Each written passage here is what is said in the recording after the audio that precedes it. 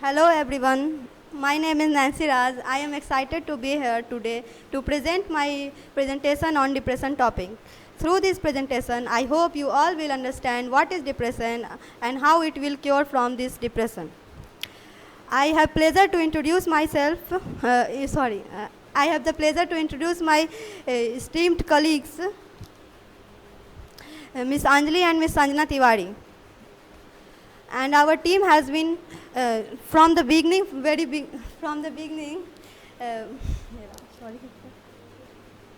thank you. First of all, I will describe the table of content of the depression. My first topic is what is depression, and second I will discuss about types of depression, and then causes, symptoms, treatment and prevention of depression. Let's start. First, I will talk about what is depression.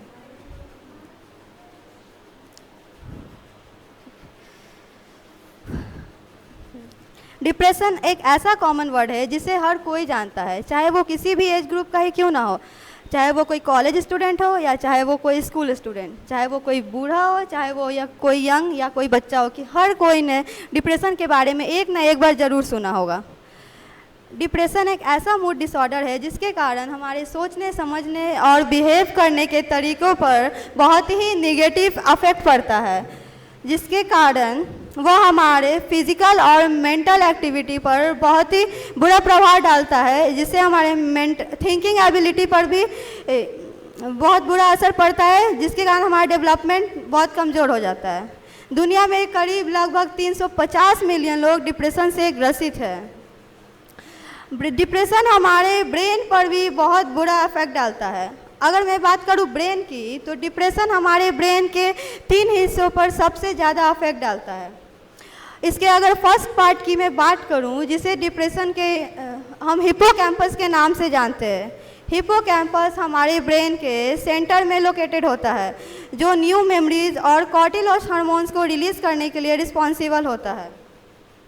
Cortisol hormones तब release होता है जब हमारे brain में physical और mental stress होता है, और जो लोग डिप्रेशन से ग्रसित होते हैं उनमें कॉर्टिसोल हार्मोन्स का लेवल बहुत ही हाई हो जाता है, जिसके कारण हमारे जो हिप्पोकैम्पस एरिया में न्यू न्यूरॉन्स का डेवलपमेंट हो रहा होता है उसमें स्लो प्रोसेस होने लगता है, और उस एरिया में जो पुराने न्यूरॉन्स होते हैं वो श्रिंक होने लगते हैं, जिसके कारण हमें मेमोरी लॉस जैसे प्रॉब्लम्स का सामना करना पड़ सकता है।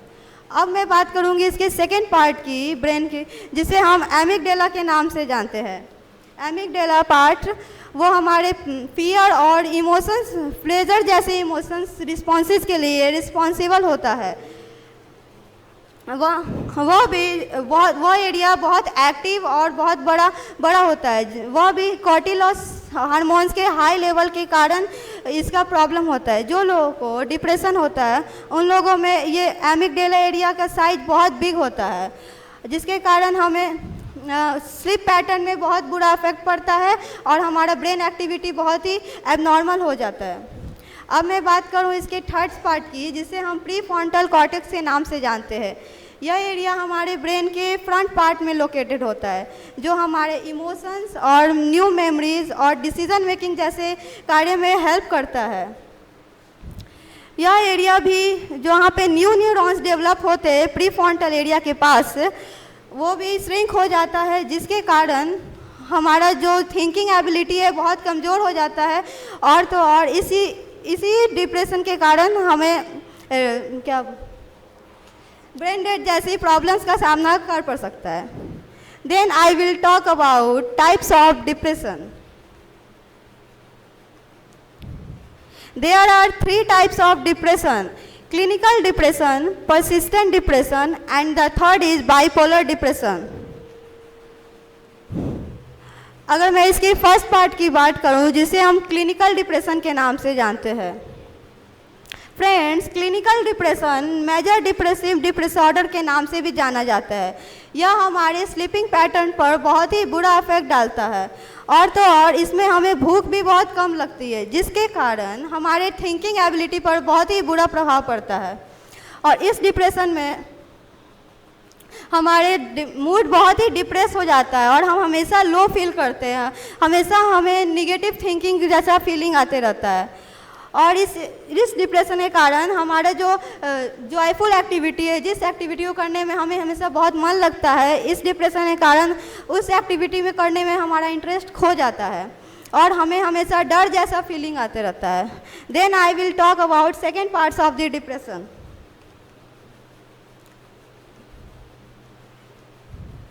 परसिस्टेंट डिप्रेसिव डिसऑर्डर, यह एक कंटिन्यूअस और लॉन्ग टर्म डिप्रेशन है। इसमें यह डिप्रेशन बहुत ही लंबे समय तक होते रहता है और इसमें हमेशा सैड और एम्प्टी फीलिंग आता है, मतलब हमेशा हम दुखी फीलिंग करते हैं और बहुत अकेला वाला फीलिंग आता है। इसमें हमारा कॉन्फिडेंस लेवल बहुत ही लो हो जाता है और कोई भी न्यू एक्टिविटी को करने में हम हमेशा पीछे हटते और डरते हैं। और यह हमारी रिलेशनशिप, हमारी डेली एक्टिविटी, वर्क एक्सपीरियंस सब में बहुत ही बुरा इफेक्ट डालता है और हमारे रिलेशंस को भी ख़राब करता है, जिससे ये डिप्रेशन हो जाता है। Now I will talk about third part of the depression, bipolar depression.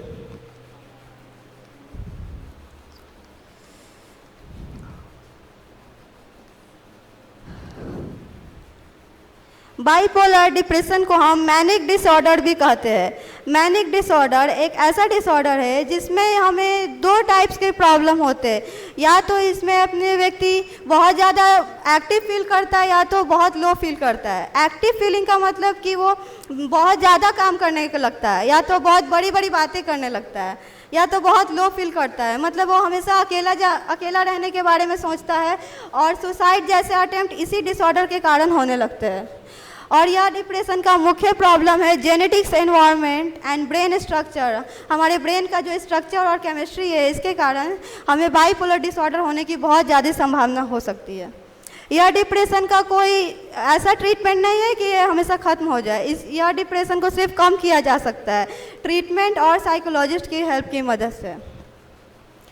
Now I am requesting to my next group member, Miss Anjali, for talking about causes and symptoms of depression. Welcome, Miss Anjali.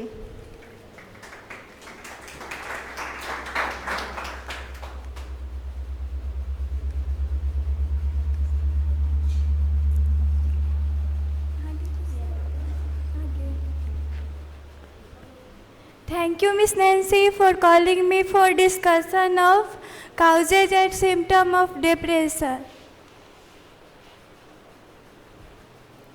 Causes of depression, hormonal difference. Human may experience more depressive disorder and mood swing due to various hormonal difference. Depressive disorders such as postpartum depression, premenstrual dysphoric order, postmenopausal problem, these are disorders are make human more depressed. Second is high trend sensitivity to interpersonal conflict. Human give more importance to their interpersonal relationship, so whenever there is active conflict, human are more likely to depressed. Third is societal. Societal depression is happened when human face various socio-economic problems during child rearing process. When a human find incapable to handle such problem, then societal depression it happened. Fourth one is genetics. During a report, it is found that genetic depression are more happened according to environmental. मतलब कि जिनका genetics से problem होता है depression का, उनमें ज़्यादा depression आने का चांस होता है। इन्वायरमेंट के अनुसार ज़्यादा नहीं होता है।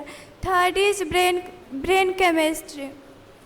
हमारा ब्रेन डिफरेंट हार्मोन रिलीज करता है जिससे हमारे हैप्पीनेस के लिए मतलब बना जाते हैं, और न्यूट्रिशन की कमी से अगर वो सब हार्मोन रिलीज नहीं हो पाता है तो डिप्रेशन होने का काउज हो सकता है।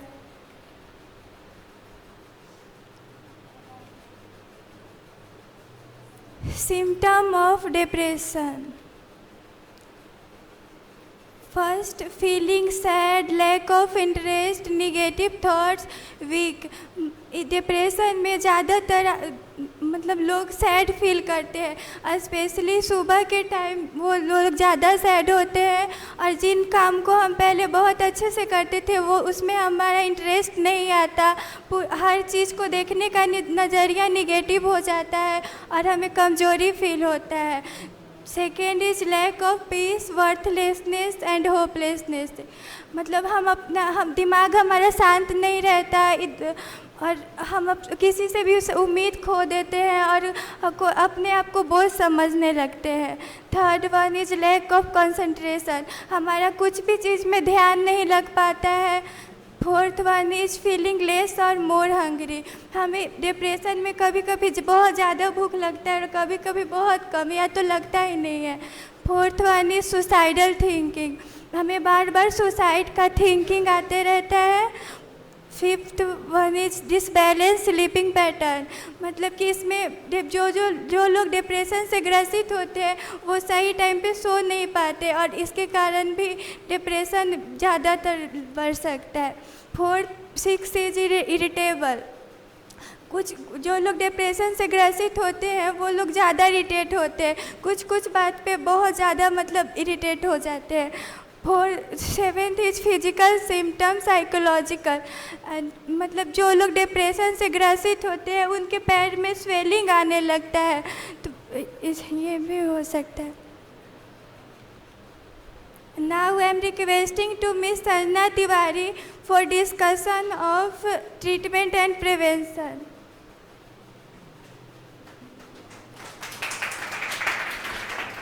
इससे आगे होता है ठीक, इससे आगे है।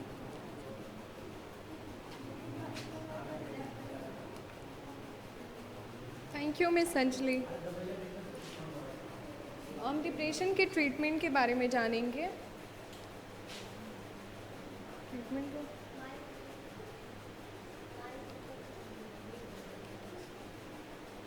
प्रॉपर डाइट, किसी भी डिज़ीज़ के लिए एक प्रॉपर डाइट बहुत ही इम्पॉर्टेंट है। तो प्रॉपर डाइट में आप डिप्रेशन में एक प्रॉपर डाइट लीजिए। अवॉइड अल्कोहल, आपको अल्कोहल का सेवन नहीं करना है, बिल्कुल भी अल्कोहल को अवॉइड करना है। ईट करना है rice, vegetable, fruit and dry fruit, जिसमें बहुत ज़्यादा आपको स्ट्रॉन्ग जैसा फील आए, जैसा आपको अच्छे से डाइट लेना है। और अवॉइड जंक फूड, चॉकलेट्स, मैदा, इसमें बहुत ज़्यादा कैलोरीज होता है, तो इसको अवॉइड करना है।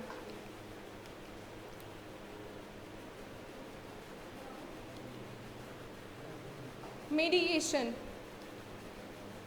फर्स्ट वन है ऐसे सिलेक्टिव सेरोटोनिन रिपीटिक इनहिबिटर, डॉक्टर की कंसल्टेशन पे ये दवा है, हमें यूज़ करना है डिप्रेशन में। इसका वर्क होता है या ब्रेन में जमा सेरोटोनिन की मात्रा को बढ़ाकर काम करता है, ठीक है। उसके बाद सेकंड वन है एंटी डिप्रेशन।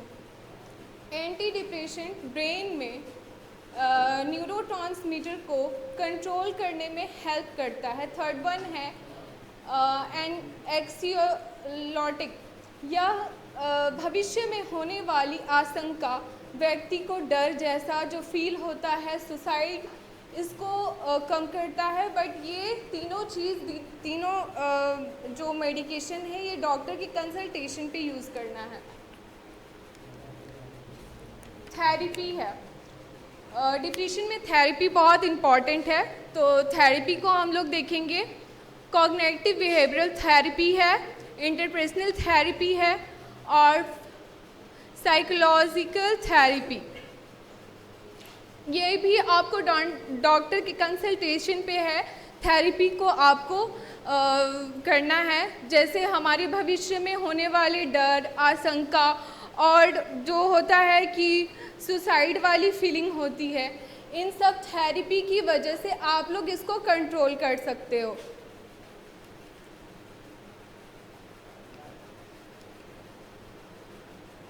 नेचुरल ट्रीटमेंट क्या है? नेचुरल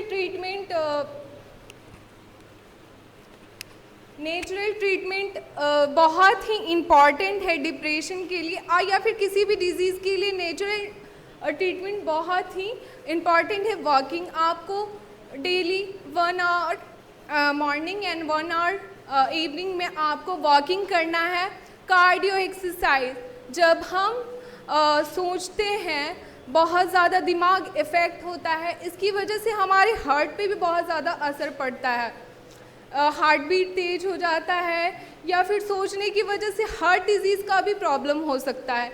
इसलिए हम लोग कार्डियो एक्सरसाइज करेंगे, like single leg stand, jumping rope, deep breath and etc। Yoga है, आप योगा करिए शरीर की फ्लेक्सिबिलिटी के लिए, नसों की फ्लेक्सिबिलिटी के लिए, कि आपको शरीर में जो है वो अच्छे से ब्लड सर्कुलेट कर पाए, दिमाग में ऑक्सीजन पहुंच पाए। योगा बहुत इम्पॉर्टेंट है। उसके बाद है मेडिटेशन। मेडिटेशन से आप अपने मन को, अपने दिमाग को शांत रख सकते हैं, ठीक है। मन को शांत कैसे रखेंगे? डिप्रेशन में हम बहुत ही ज़्यादा डिप्रेस्ड होते हैं, मन में बहुत गलत विचार आता है कि हम कुछ कर ले, अपनी जीवन के साथ हम कुछ गलत कर ले। इस चीज़ मेडिटेशन से क्या होता है, आप अपने मन को शांत करते हैं, एकाग्र करते हैं और अपने सेल्फ मोटिवेटेड होते हैं मेडिटेशन करके। प्रिवेंशन ट्रीटमेंट था, अब हम आएंगे प्रिवेंशन पे। Maintain healthy sleep. एक हेल्दी पर्सन का स्लीप प्रॉपर होता है 6 से 7 घंटा। तो आपको एक हेल्दी स्लीप लेना है और ट्राई करना है। डिप्रेशन में तो नहीं हो पाता है, लेकिन आपको कोशिश करना है कि 6 से 7 घंटा आपको प्रॉपर स्लीप लेना है। केयर योर सेल्फ, अपने आप पे पूरा ध्यान रखें, ठीक है। अपने आप को किसी भी ट्रीटमेंट से, मेडिकेशन से, मेडिटेशन से, योगा से, हर चीज़ से रिलेटेड अपने आप पे आपको बहुत ज़्यादा फोकस करना है, ध्यान देना है। मीट विथ योर फैमिली, आपको जिससे मिल के मोटिवेटेड फील हो या ऐसा फील हो कि हम उसके साथ खुश हैं, बात करके अपने सारे दुख को हम लोग दूर कर सकते हैं। वो आपकी फैमिली हो सकते हैं, आपके फ्रेंड्स हो सकते हैं, या फिर एक क्लोज फ्रेंड हो सकता है, या फिर क्लोज कोई भी हो सकता है जिससे आप कोई भी बात करके अपना दुख भूल सकते हैं। तो मीट करना है वैसे लोगों से। बिल्ड योर सेल्फ, अपने सेल्फ पे बहुत ज़्यादा कॉन्फिडेंस रखना है, ठीक है, कि आपके साथ कुछ गलत नहीं हो सकता है, ये चीज़ सोचना है आपको। और हाँ, मतलब ये होता है डिप्रेशन में कि लोग गलत विचार आने लगता है कि हम कुछ कर लें या सुसाइड कर लें, ऐसा नहीं है। बिल्ड योर सेल्फ, अपने आप पे बहुत ही ज़्यादा आपको फोकस करना है, अपने माइंड को शांत रखना है और अपने आप पे कॉन्फिडेंस रखना है, ठीक है। मेंटेन ट्रीटमेंट प्लान, आपको सिर्फ मेडिकेशन ही नहीं, आपको नेचुरल ट्रीटमेंट या फिर हर चीज़ से, ट्रीटमेंट से रिलेटेड आपको वर्क करना है। Stay away from toxic people, आपसे जिसको बात करके डिप्रेशन हो, दिमाग में बहुत ज़्यादा नेगेटिविटी आए, ऐसे लोगों से आपको दूर रहना है, अपने आप को दूर रखना है और वैसे लोगों से मीट करना है जिससे आपको मिलके बहुत ज़्यादा खुशी हो, हैप्पीनेस हो, वैसे लोगों से मीट करना है। टॉक्सिक पीपल से बिल्कुल दूर रहना है। Thank you.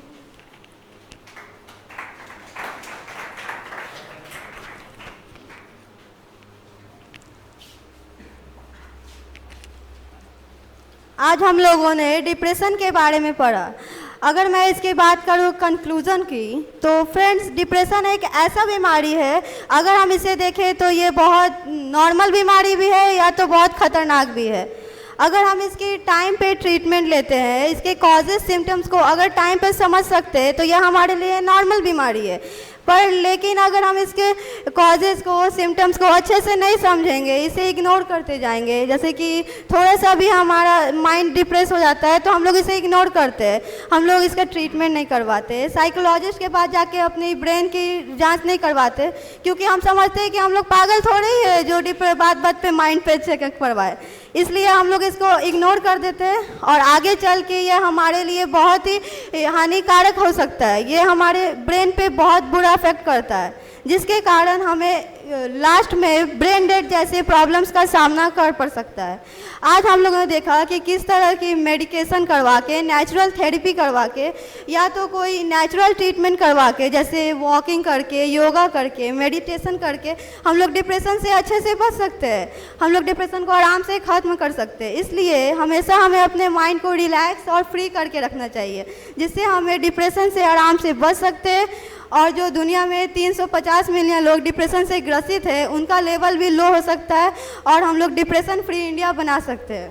So thank you for my all group members.